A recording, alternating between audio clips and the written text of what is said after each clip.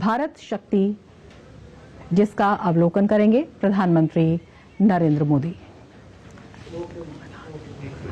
और भी देवी और सज्जनों, भारत के माननीय प्रधानमंत्री श्री नरेंद्र मोदी जी का मंच पर शुभागमन। जय हिंद। राष्ट्र की अखंडता एवं संप्रभुता के प्रति हमारे अटल संकल्प की साक्षी पोखरण की इस वीर वसुंधरा पर देश के इतिहास के सबसे विराट युद्ध अभ्यास एक्सरसाइज भारत शक्ति में हमारे मुख्य अतिथि भारत के माननीय प्रधानमंत्री श्री नरेंद्र मोदी जी का हम हार्दिक स्वागत एवं अभिनंदन करते हैं। यहां उपस्थित अन्य गणमान्य विभूतियों का आप सबका बहुत बहुत स्वागत है। माननीय प्रधानमंत्री जी के गरिमामयी सानिध्य से हम सभी गौरवान्वित हैं। थल सेनाध्यक्ष महोदय से निवेदन की वो माननीय प्रधानमंत्री जी को एक्सरसाइज भारत शक्ति के उपलक्ष्य में स्मृति चिन्ह भेंट करें।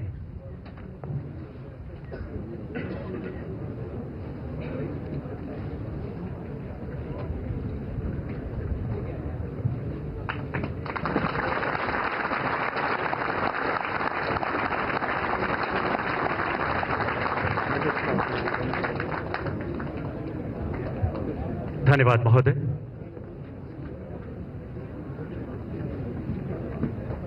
अब हम थल सेनाध्यक्ष से स्वागत संबोधन के लिए विनम्र निवेदन करते हैं।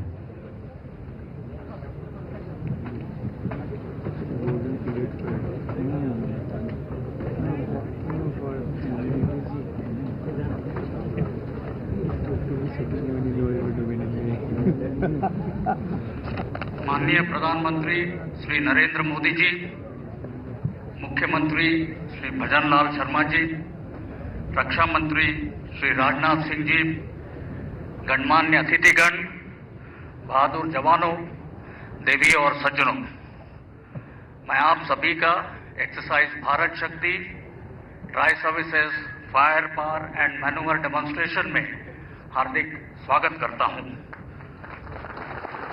आज हम यहाँ स्वदेशी रूप से निर्मित रक्षा उपकरणों की शक्ति, क्षमता और विश्वसनीयता का प्रदर्शन करने जा रहे हैं। यह युद्धाभ्यास तीनों सेनाओं के जॉइंटनेस और इंटीग्रेशन को भी प्रदर्शित करेगा।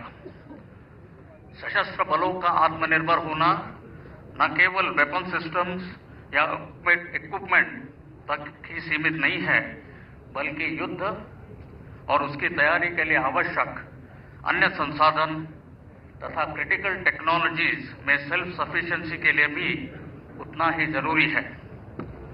पारंपरिक रक्षा उपकरणों के अलावा तीनों सेनाओं में तैनात नई और नीश टेक्नोलॉजी को भी आज प्रदर्शित किया जाएगा। हमारी सेनाएं राष्ट्रीय विजन, लक्ष्यों और उद्देश्यों की प्राप्ति के लिए पूरे समन्वय और तालमेल से कार्य कर रही है। मैं सभी को आश्वस्त कराना चाहता हूं कि स्वदेशीकरण से सशक्तिकरण के आधार स्तंभ पर हम सक्षम, प्रबल और तत्पर सैन्य बलों के रूप में भविष्य की चुनौतियों का डटकर सामना करेंगे। साथ ही उभरते और विकसित भारत की अपेक्षाओं और आकांक्षाओं के प्रति संपूर्ण प्रतिबद्धता से अपना दायित्व निभाएंगे। जय हिंद।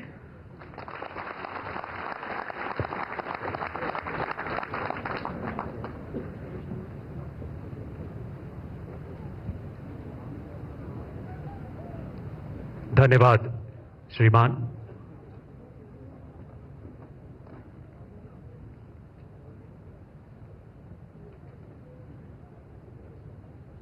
माननीय प्रधानमंत्री जी से एक्सरसाइज भारत शक्ति आरंभ करने की अनुमति चाहते हैं।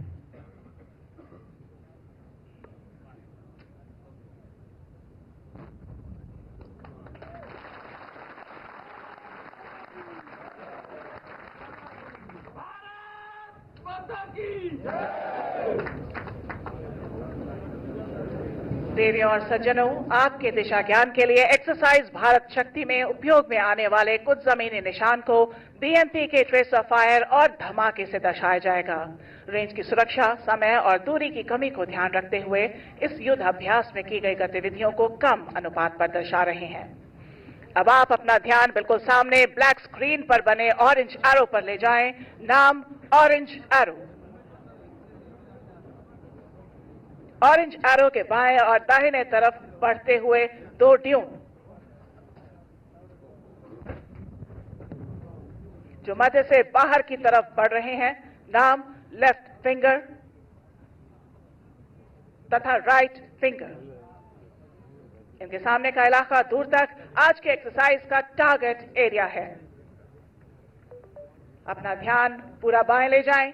स्काईलाइन पे एक छोटी टेकरी जिसके ऊपर काले स्क्रीन पे सफेद निशान है। अब अपना ध्यान आधा दाहिने ले जाएं। इसी प्रकार के सफेद निशान के साथ काला स्क्रीन खुली जमीन में लगा है। ये दोनों स्क्रीन आज की इस एक्सरसाइज की बाईं और दाहिनी हद दर्शाते हैं। अपना ध्यान टारगेट एरिया में रखें। बाएं से दाहिने टारगेट्स इस प्रकार हैं।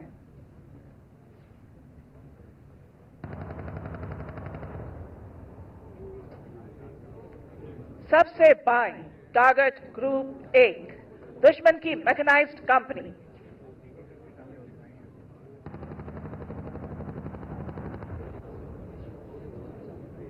इसके दाहिने टारगेट ग्रुप 2 जिसके पीछे दुश्मन की आर्टिलरी गन पोजीशन और फ्यूल डिपो।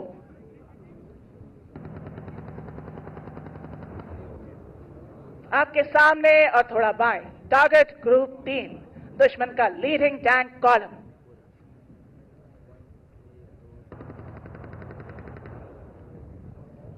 इसके आगे टारगेट ग्रुप 4 दुश्मन का कमांड और कंट्रोल सेंटर।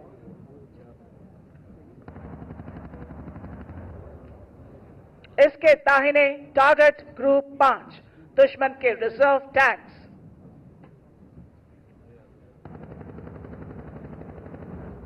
बिल्कुल सामने टारगेट ग्रुप 6 दुश्मन की गाड़ियां।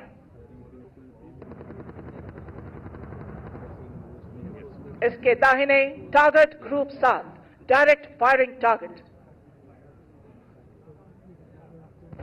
येलो स्क्रीन टारगेट ग्रुप 8 दुश्मन की पैदल सेना के दस्ते। ठीक सामने 100 मीटर एक बाएं से दाहिने जाता हुआ सैंड ड्यून जिसके बाएं तरफ लाल झंडे और दाहिने तरफ कैमोफ्लेज नेट्स हैं। नाम ब्राउन रिज। यहां से 18 किलोमीटर दूर दुश्मन का कमांड और कंट्रोल हेडक्वार्टर। इसका इमेज आप स्क्रीन पर देख सकते हैं।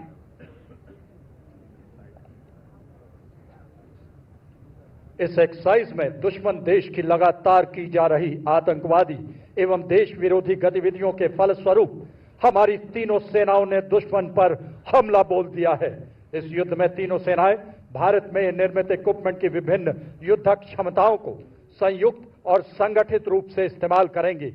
इस समय हमारी तीनों सेनाएं दुश्मन के दस्तों को बर्बाद करने के लिए अग्रसर हो रही है।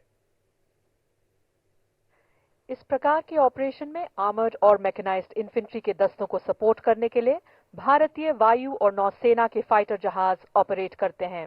आप स्क्रीन पर देख सकते हैं कि ये एयरक्राफ्ट्स लेजर गाइडेड बॉम्ब्स के द्वारा प्रिसिजन गोलाबारी के साथ दुश्मन के फ्यूल डंप्स, ब्रिजेस और कमांड और कंट्रोल सेंटर्स को बर्बाद करते हैं।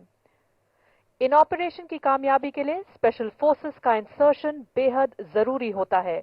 देवियों और सज्जनों, आज के इस ऑपरेशन की शुरुआत हमारी तीनों सेनाओं के स्पेशल फोर्सेस के दुश्मन के इलाके में इंसर्शन से होगी, जिसके लिए advance light helicopter ALH mark 3 ध्रुव का इस्तेमाल किया जाएगा। अब देवियों और सज्जनों, अपना ध्यान सामने ले जाएं। यहां आपके दाहिनी ओर से हमारे ही भारत में निर्मित एडवांस लाइट हेलीकॉप्टर ALH ध्रुव आ रहा है, जिसमें एक light vehicle under slung mode में दिख रही है।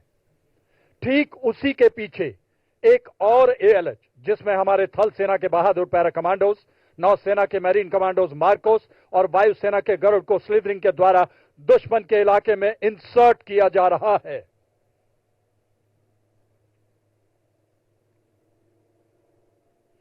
जब शत्रु पर आघात हो और अस्मिता की बात हो, हम चुप नहीं बैठेंगे, हम शत्रु संहारेंगे, हम घुस के मारेंगे, हम घुस के मारेंगे।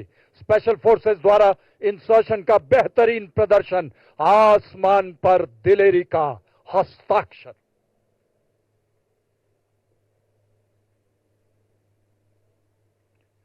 ये स्पेशल फोर्सेस भारत में निर्मित multipurpose binocular, thermal imaging weapon site और मिनी रिमोटली पायलटेड एयरक्राफ्ट की मदद से दुश्मन के इलाके को स्कैन करते हैं और सॉफ्टवेयर डिफाइंड रेडियोज का इस्तेमाल करके ये इंफॉर्मेशन हायर हेडक्वार्टर को पास करते हैं। देवियों और सज्जनों, आप अपना ध्यान ऑरेंज एरो की तरफ ले जाएं। स्क्रीन से थोड़ा बाईं ओर नीचे के इलाके को ध्यान से देखें। अब आप कभी भी किसी भी वक्त अंडरग्राउंड हाइड में छिपी लाइट स्ट्राइक व्हीकल को निकलते हुए देखेंगे। ये देखिए कैसे किस प्रकार सरप्राइज और सीक्रेसी को मेंटेन करने के लिए ये पैरा कमांडोज हाइट से निकलकर एलएसवी और ऑल टेरेन व्हीकल का इस्तेमाल करते हुए मिशन को हासिल करने के लिए तेजी से हरकत कर रहे हैं। इसको आप अब अपने सामने देख सकते हैं। और अब स्पेशल फोर्सेस की जानकारी के आधार पर भारतीय वायुसेना के 2 स्वदेश निर्मित लाइट कॉम्बैट एयरक्राफ्ट तेजस मार्क 1 कुछ ही पलों में बाएं से आते हुए अपनी बमबारी से दुश्मन के टैंक कॉलम्स को ध्वस्त करेंगे। इसे कोऑर्डिनेटेड एयर ऑपरेशंस भी कहा जाता है। देवी और सज्जनों, अपना ध्यान बाएं रखें। उदीयमान भारत की प्रतिभा और प्रतिबद्धता का प्रतीक तेजस नए भारत का नया लड़ाकू विमान, आत्मनिर्भरता की बुलंदियां छूता हिंदुस्तान। आप देखेंगे कुछ ही पलों में बाएं से लाइट कॉम्बैट एयरक्राफ्ट दुश्मन पर बमबारी के लिए आगे बढ़ता नजर आएगा। देवी और सज्जनों, बाएं से उड़ान भरते हुए एलसीए तेजस अपने प्रलयकारी प्रहार से दुश्मन पर बमबारी करते हुए कुछ ही पलों में आपके सामने से गुजरेगा। रेंज की सुरक्षा को ध्यान में रखते हुए ये एयरक्राफ्ट केवल फ्लेयर्स के फायर द्वारा अपनी युद्ध क्षमता को दर्शा रहा है। अपना ध्यान बाएं ले जाएं। उन्नत एवियोनिक्स, एकीकृत डिजिटल प्रणाली, आधुनिक हथियार।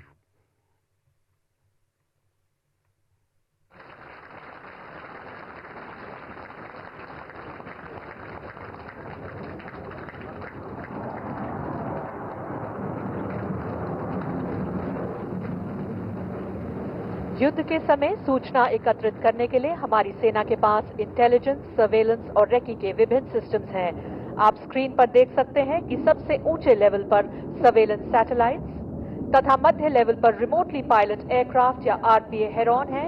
इसके अलावा लो लेवल पे 200 मीटर से लेकर 280 किलोमीटर तक की दूरी के विभिन्न सर्वेलेंस ड्रोन्स जैसे सर्वे ड्रोन और मिनी रिमोटली पायलटेड एयरक्राफ्ट दिन और रात के समय सूचना एकत्रित करते हैं।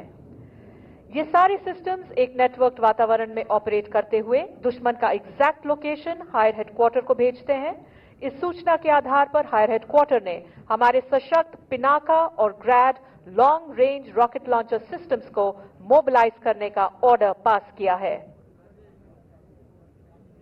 अब अपना ध्यान आधा दाहिने ब्लैक स्क्रीन के पास खुली जमीन पर ले जाएं, जहां 6 ग्रैड लॉन्चर्स फायर करने के लिए तैयार हैं। ये रॉकेट सिस्टम कुछ ही देर में टारगेट लॉक होते ही अपने रॉकेट के विनाशकारी फायर से तकरीबन 18 किलोमीटर दूर दुश्मन के कमांड और कंट्रोल हेडक्वार्टर्स को बर्बाद करेंगे।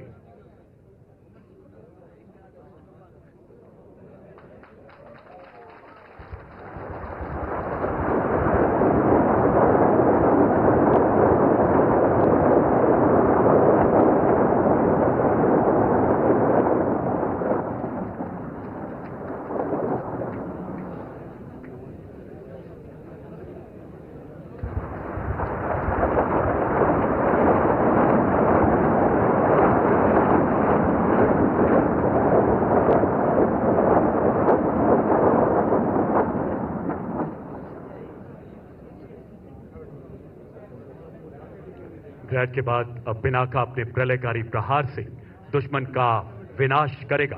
अपना ध्यान बाएं ले जाएं, जहां आप 6 Pinaka multi barrel rocket systems को देख सकते हैं। आत्मनिर्भर भारत पहल के अंतर्गत 175 एमिनेशन कैटेगरीज में से 154 कैटेगरीज को अब स्वदेश में ही निर्मित किया जा रहा है।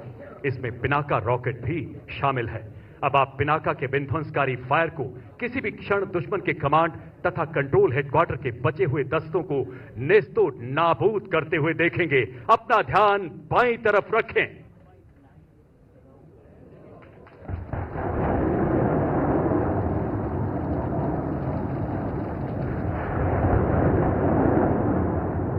पिनाका शब्द पिनाक से लिया गया है। पिनाक भगवान शिव के धनुष का नाम है, जिसे उन्होंने ऋषि परशुराम को धर्म की रक्षा के लिए भेंट किया था, ताकि राक्षसों का विनाश हो सके। यक्ष स्वरूपाय जटाधराय पिनाक हस्ताय सनातनाय दिव्याय देवाय दिगंबराय तस्मै कराय नमो शिवाय।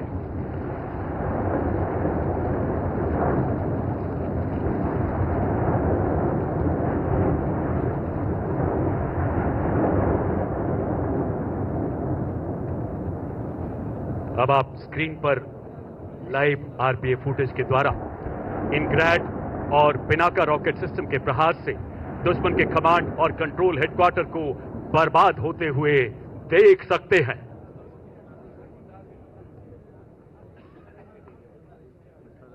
भारतीय नौसेना स्वदेशीकरण से सशक्तिकरण की ओर।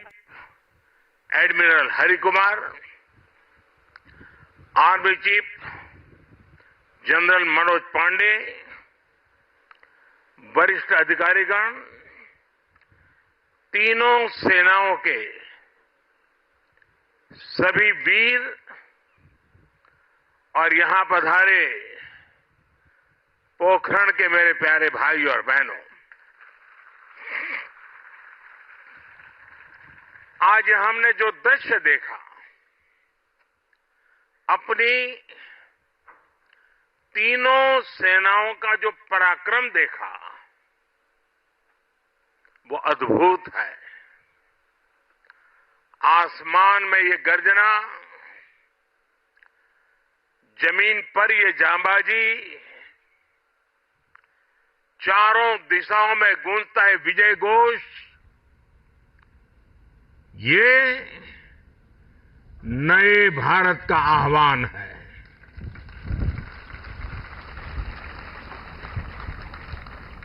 आज हमारा पोखरण एक बार फिर भारत की आत्मनिर्भरता, भारत का आत्मविश्वास और भारत का आत्मगौरव, इस त्रिवेणी का साक्षी बना है।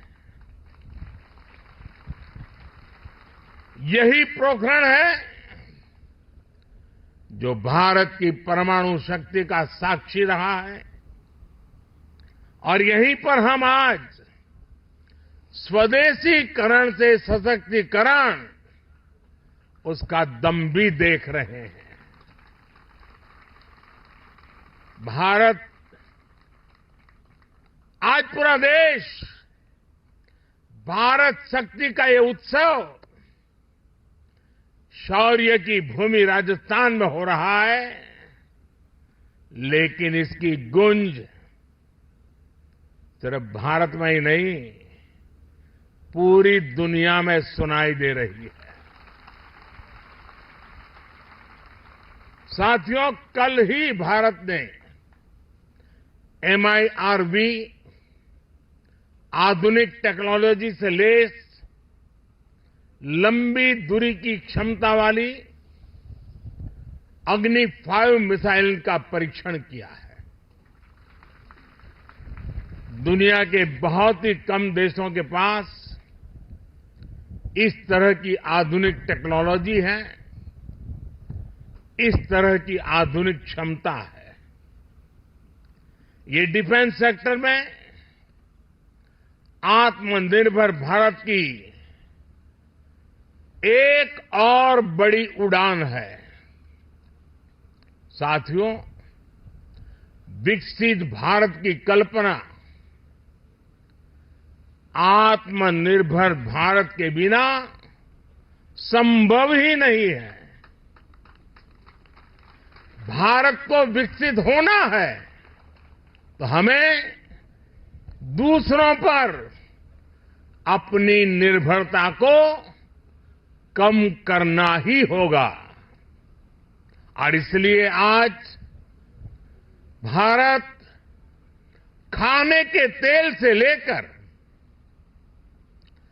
आधुनिक लड़ाकू विमान तक हर क्षेत्र में आत्मनिर्भरता पर बल दे रहा है। आज का ये आयोजन इसी संकल्प का हिस्सा है। आज मेक इन इंडिया की सफलता हमारे सामने है। हमारी तोपों, टैंकों, लड़ाकू जहाजों, हेलीकॉप्टर, मिसाइल सिस्टम, ये जो गर्जना आप देख रहे हैं, यही तो भारत शक्ति है। हथियार और गोला बारूद, संचार उपकरण, साइबर और स्पेस तक हम मेड इन इंडिया की उड़ान अनुभव कर रहे हैं। यही तो भारत शक्ति है। हमारे पायलट्स आज भारत में बने तेजस लड़ाकू विमान, advance light helicopter, light combat helicopter उड़ा रहे हैं। यही तो भारत शक्ति है। हमारे सेलर्स पूरी तरह से भारत में बनी पनडुब्बियां, डिस्ट्रॉयर्स और एयरक्राफ्ट कैरियर में लहरों के पार जा रहे हैं। यही तो भारत शक्ति है। हमारी थल सेना के जवान भारत में बने आधुनिक अर्जुन टैंक्स और तोपों से देश की सीमाओं की सुरक्षा कर रहे हैं।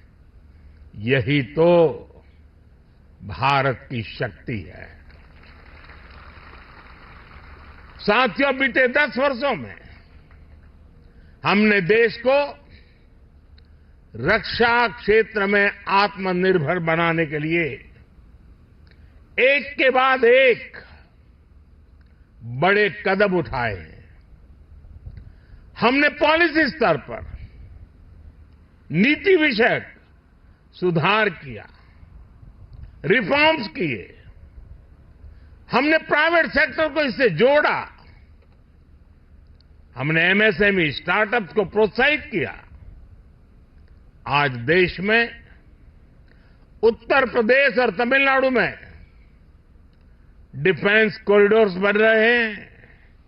इनमें अब तक 7,000 करोड़ रुपए से ज्यादा का निवेश हुआ है। आज हेलीकॉप्टर बनाने वाली एशिया की सबसे बड़ी फैक्ट्री भारत में काम करना शुरू कर चुकी है। और आज मैं अपनी तीनों सेनाओं को भी बधाई दूंगा। हमारी तीनों सेनाओं ने सैकड़ों हथियारों की लिस्ट बनाकर तय किया कि अब वो इन्हें बाहर से नहीं मंगाएगी। हमारी सेनाओं ने इन हथियारों के भारतीय इकोसिस्टम को सपोर्ट किया। मुझे खुशी है कि हमारी सेनाओं के लिए सैकड़ों सैन्य उपकरण अब भारत की कंपनियों से ही खरीदे जा रहे हैं। 10 वर्ष में लगभग 6 लाख करोड़ रुपए के रक्षा उपकरण स्वदेशी कंपनियों से खरीदे गए हैं। इन 10 वर्षों में देश का रक्षा उत्पादन 2 गुना से भी ज्यादा यानी 1 लाख करोड़ रुपए से अधिक हो चुका है और इसमें हमारे नौजवान भी अहम भूमिका निभा रहे हैं। पिछले 10 वर्षों में 150 से ज्यादा नए डिफेंस स्टार्टअप शुरू हुए हैं। इनको हमारी सेनाओं ने 1800 करोड़ रुपए का ऑर्डर देने का निर्णय लिया है। साथियों, रक्षा जरूरतों में आत्मनिर्भर होता भारत सेनाओं में आत्मविश्वास की भी गारंटी है। युद्ध के समय जब सेनाओं को पता होता है कि जिन हथियारों का वो इस्तेमाल कर रही है वो उनके अपने हैं, वो कभी भी कम नहीं पड़ेंगे, तो सेनाओं की ऊर्जा कई गुना बढ़ जाती है। बीते 10 वर्षों में भारत ने अपना लड़ाकू हवाई जहाज बनाया है। भारत ने अपना एयरक्राफ्ट कैरियर बनाया है।